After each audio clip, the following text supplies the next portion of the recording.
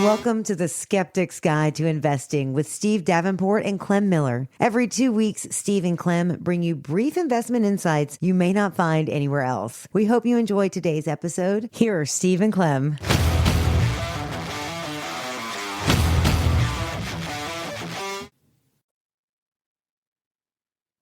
Hello, everyone. Welcome to Skeptic's Guide to Investing. Today, Clem Miller and I are going to try to cover some of the news around Ukraine and what's going on with negotiations. I, being a skeptic, am a little bit concerned that this is just delay tactics on Putin, and I see that there's still attacks going on. So when discussions are during a period where you're not willing to stop fighting, I think your seriousness needs to be questioned a little bit.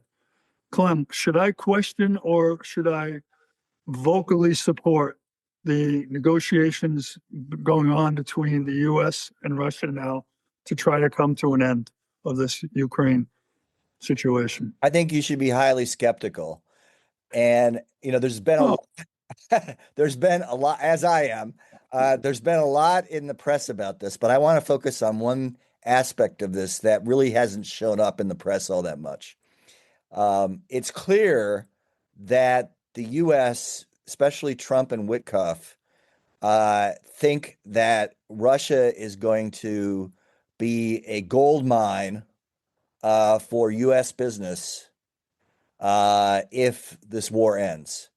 And they are thinking that it'll be, that they're going to be opening up a lot of doors. It's because the fellow that in Russia whom they're most closely working with is a guy named Kirill Dmitriev, and he is the head of their Russian sovereign wealth fund.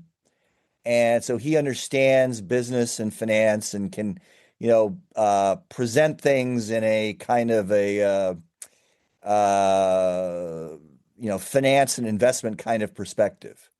So obviously, they're pointing to things like the energy sector, the mining sector, as areas where Russia can offer possibilities for U.S. business. In fact, U.S. business, European business, were heavily involved in Russia prior to the invasion of Ukraine. For example, Exxon and Chevron, Shell. Total, all were involved very heavily in Russia prior to the invasion, and then with sanctions and reputational issues and so on, they pulled out. And certainly, Russia could, stand to use some technological and financial infusion to try to get that going, which is obviously what Putin and Dmitriev are trying to do. They'd love to have U.S. companies back in. Which would imply getting rid of sanctions, but without doing much in the way of avoiding what they want to do in terms of their geostrategic aims, not just with respect to Ukraine, but with respect to the rest of Eastern Europe as well, because they don't really intend to stop with Ukraine, is my opinion. But on the economic front and this business front that I was just talking about, one of the things that that Trump and Witkoff, two things that they're ignoring when it comes to this is, first of all, the U.S. could put a lot of money into Russia to try to develop their energy resources or redevelop the energy resources, but that doesn't necessarily mean that the U.S. Is going to get at the end of the day, going to get a lot of money out of that, because Russia could simply do what a number of other countries have done over history, and that is expropriate. Nationalize the assets. Right, they could nationalize the assets, expropriate the assets. So there's no guarantee that money will, at the end of the day, accrue to U.S. companies, U.S. businesses, because it could be nationalized, expropriated. And in a sense, those investments, if Exxon makes new investments, Chevron, Shell, Total, those investments might actually give Russia leverage over foreign policy of the West, because they could threaten to expropriate those assets if other countries don't go along with its demands with respect to Ukraine and Eastern Europe. That's pretty much the way things were with regard to the Nord Stream pipeline, because Russia saw German dependency on the Nord Stream pipeline as basically neutralizing Germany in any kind of a conflict over Ukraine. And it was the Ukrainians who frustrated that by sending a sabotage team into the Baltic to blow up the Nord Stream pipeline. Otherwise, who knows where Germany would have come out in this whole conflict over the last few years. They've ended up being pretty strong on it. But if that pipeline had still been delivering natural gas to Germany, I suspect that Germany wouldn't have been so strong in opposing Russia and Ukraine, and probably Russia might have had a lot more success in Ukraine than it has now. The other thing I would mention related to all of that about how business can actually work against you, is that this isn't the first time that a regime like Putin's has said, oh, if you just do what I want to do, there's going to be all this business coming your way. Well, I can recall back in the late 80s and in the 90s when Saddam Hussein was doing the same thing. We've got a lot of money. We've got a lot of resources. We want you to come in and help us. If you help us, we will become, this is what they would say. If you help us, we'll become your ally. We'll become a democracy. We will be your ally and they made all these promises in exchange for trying to get resources out of the U.S. and the West at a time, obviously when they needed them to fight Iran and to engage in their invasion of Kuwait. But that was all a ruse, basically. And this could be the same thing. You seem to be assuming that we're going to make the exact same mistakes we made before and giving Russia a complete pass. I'm not sure. I'm not sure everybody is going to jump on that. Even if we have a president who likes to say he's a deal maker and he's going to make a deal, I think the sanctions. I mean, we haven't ceased military operations yet, but isn't the big item that everybody's going to run from the rebuilding cost? Isn't there going to be a rebuilding cost that somebody, and I think that Ukraine thinks they're going to take the confiscated assets and that's their rebuild fund. Yeah. But I think that the international courts might decide that some of that money is, but I'm not sure that the big issue that needs to be resolved, rebuilding, has even been brought up yet. So the fact that you're already dropping sanctions when nobody's done anything about rebuilding, I think it's very nice of you to talk about things like that, but that's not happening, Clint. I'm just not seeing it. You don't think they're going to drop sanctions? You don't think that Trump, if they don't pay for Trump and Witkoff, look, the Russians want the U.S. to drop sanctions. They want Europe to drop sanctions, but are they going to give the money to rebuild Ukraine? Of course not. Well, I mean, okay. And there's even a question. You're jumping to one side without this seized money. This money that has been seized, right? Russian reserve assets, essentially, that are in Western banks. This money that has been frozen. Let's call it frozen. Whether that gets applied, whether that gets applied to reconstruction in Ukraine, I think remains to be seen. I mean, the Russians are going to say, well, what about us? We've had assets that are destroyed, and since they're claiming the Donbass region, and they're in Crimea, they might say, well, we want some of this money to go for rebuilding Donbass and Crimea, given the damage that Ukraine has done to us. Yeah, I mean, I think we're in the baseball terminology, we're still warming up. I don't think we're even in the early innings. I think in order to be in the early innings, we'd have to have a ceasefire. So Yeah, in my mind, exactly. I think we're, all of this is really just posturing. Yeah, And and Steve, this isn't just about Ukraine. You have, Russia playing games in Poland and in Romania and in yeah, the Baltics. There are drones that are Finland, flying around. There have Finland been, yeah, what? isn't Finland also a big hotspot? Yeah, Finland. I mean, along that whole eastern border, there have been, not land incursions, but there have been, uh, what uh, what folks call hybrid warfare, right? Which is sort of a combination of all sorts of things, but includes cyber attacks and drone attacks and other things that like snipping cables and undersea Yeah. cables. I mean, I agree that there is a growth scenario here where we say, hey, lower oil prices worldwide, good for the worldwide economy, good for GDP. Let's try to get everybody back to the table and get something done. But I still believe we've got a lot of mountains to climb. I mean, Yeah. and then you go over one mountain and talk about first agree on whether Donbass is or isn't in play.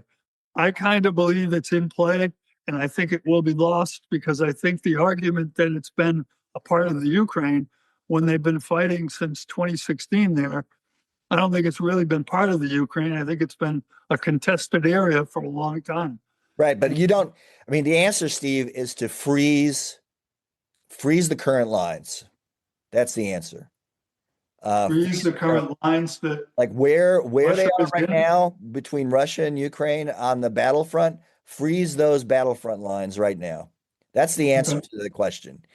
What If we Russia do that, wants, they're going to get to Donbass. well, Donbass, 85% of Donbass is already occupied by Russia right now. I agree. That's what I'm saying. Putin I don't wants think they're that. going to even give up Donbass. Putin wants that. No, they're not. Putin and I Well, think then Ukraine. I giving think it to them. Ukraine. I don't think Ukraine really wants it back either. I mean, ideally, but I think they've acknowledged that 85% is lost.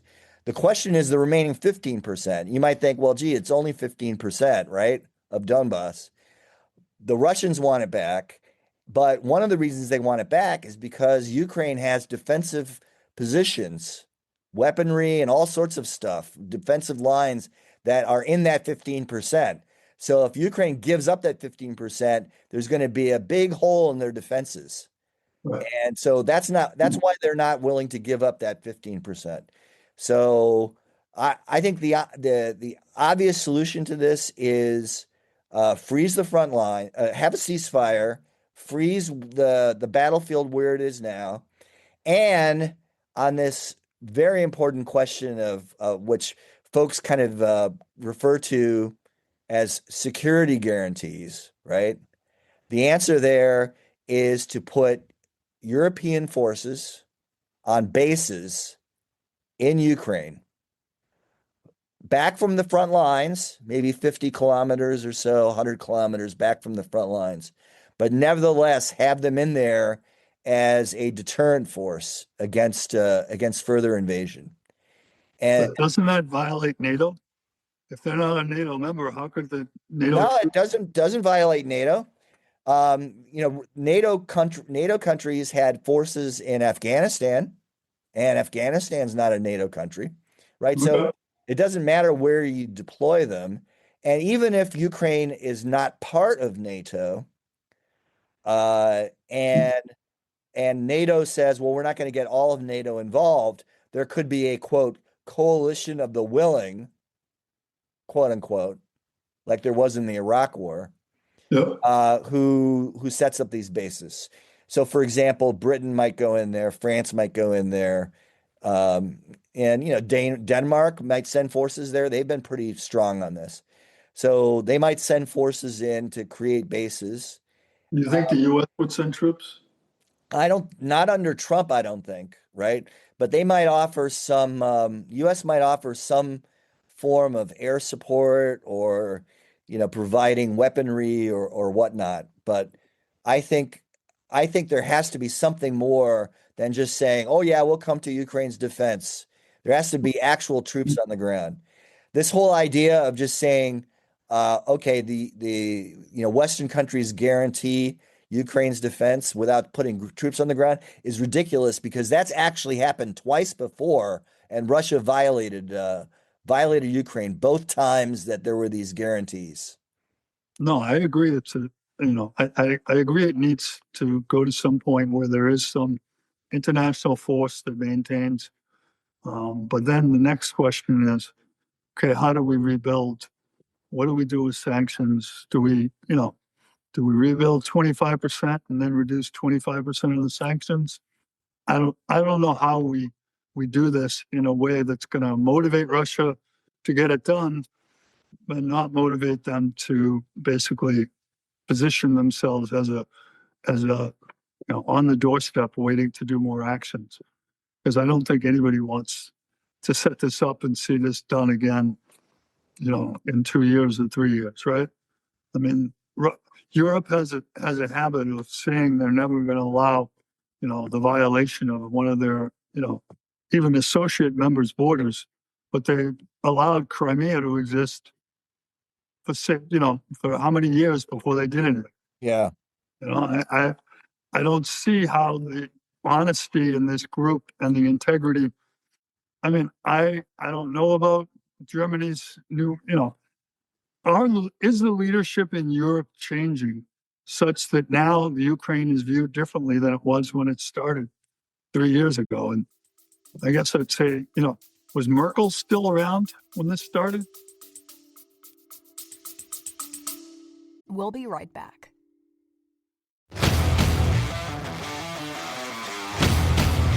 We hope you're enjoying our episodes. If you are, then we'd greatly appreciate your liking, following, and sharing. Help us help others. Now let's get back to the discussion.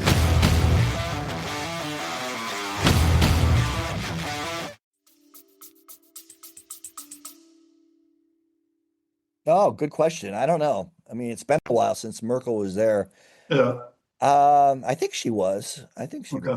So I'm just saying that historically, we've got to see a lot more than just two people meeting for this to really lead to a result that's going to be good for everyone, right?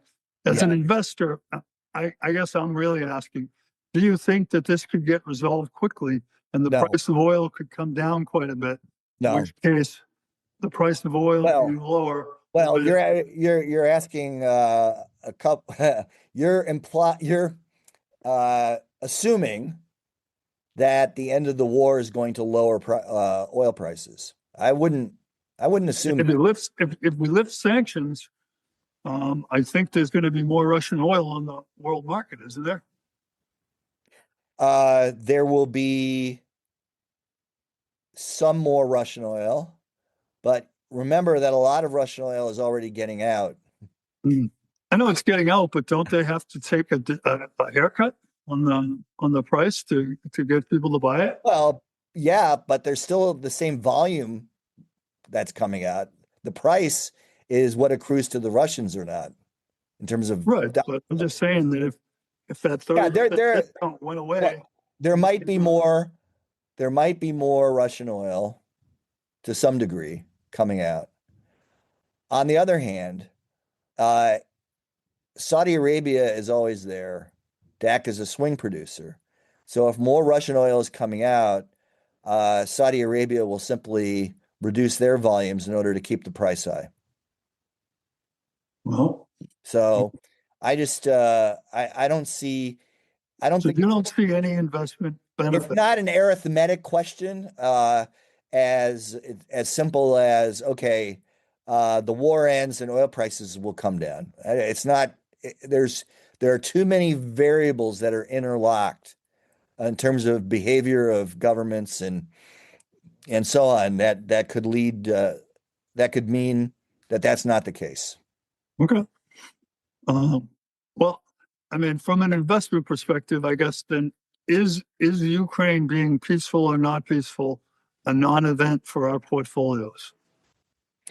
I wouldn't say that because I think what happens is when if the war ends and you have Ukraine becoming closer to Europe through, say, the EU, by joining the EU, I think what we'll have a stronger investment picture in Europe.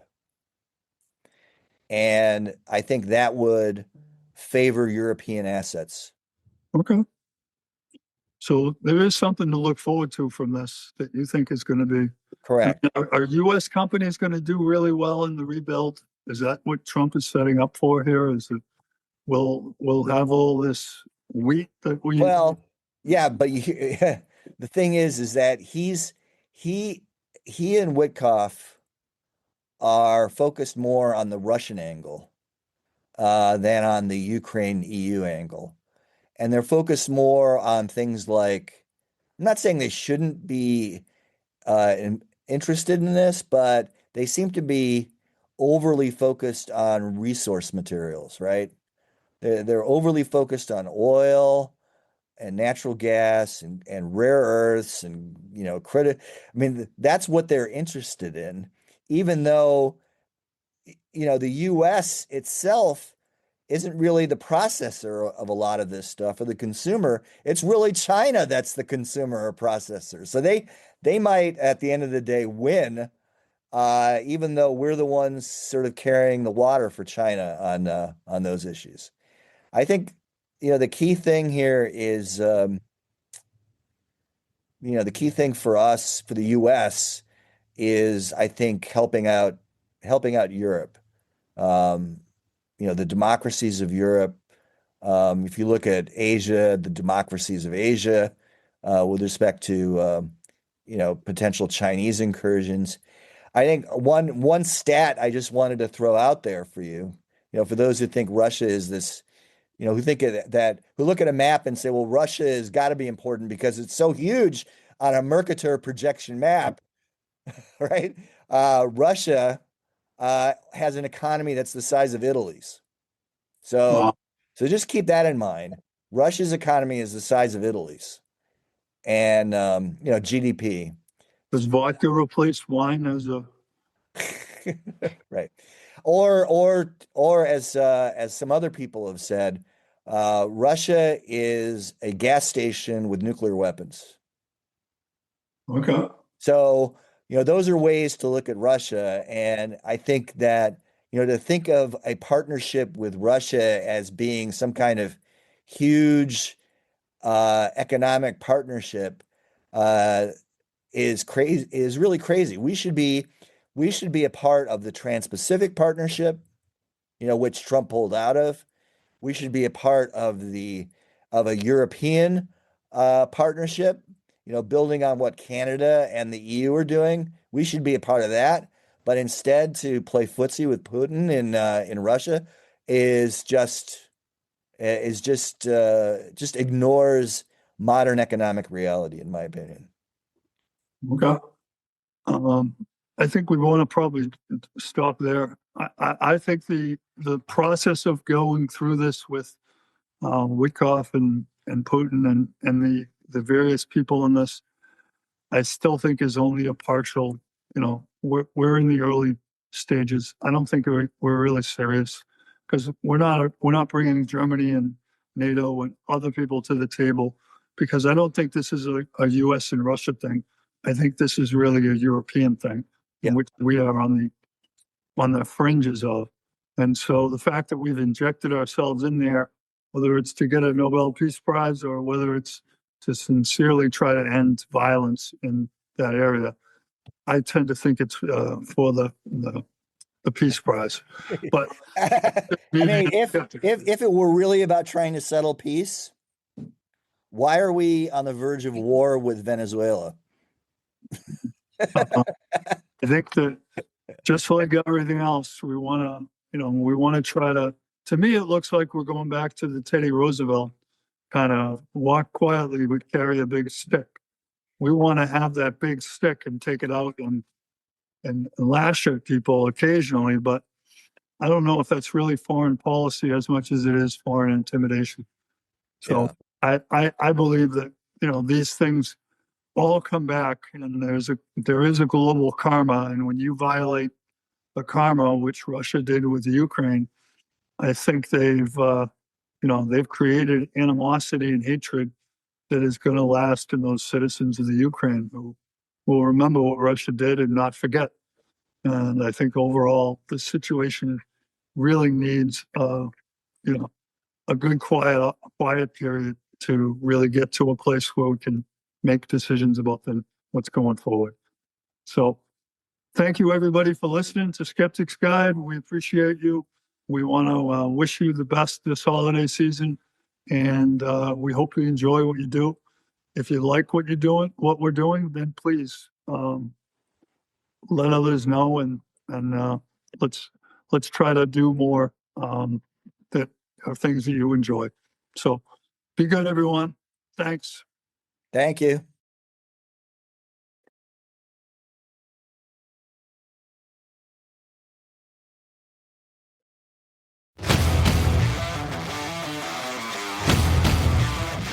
The views shared on this podcast represent the personal investment views of the hosts. They are for educational purposes and not meant to be taken as investment advice. Listeners should consult their own investment, legal, and tax advisors. Past performance of any investments is not a guarantee for future return.